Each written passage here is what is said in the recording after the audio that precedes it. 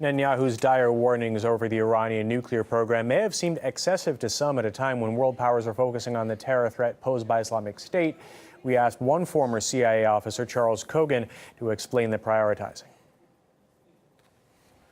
Well, I think that it's probably the case that the Israeli leadership, or Netanyahu, is concerned with the new emphasis on ISIS, or the Islamic State, is taking some of the attention away from Iran.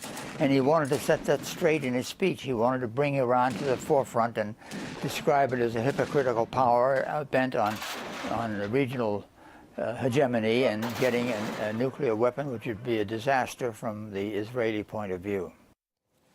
In his speech, Netanyahu also touched on the devastating conflict between Israel and Gaza that raged throughout most of the summer, defending Israel's operation and condemning Hamas for using human shields.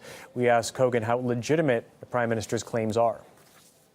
Another thing that he was anxious to point out in his speech was that Israel had been very careful to protect civilians when it made these attacks in Gaza, which of course is rather absurd, because there were some 2,000 Palestinians killed in the Israeli campaign, and on the Israeli side there were something like 72 casualties, of which I think 3 or 4 were due to Israeli rockets, and the rest were Israeli army casualties. So the imbalance is extreme.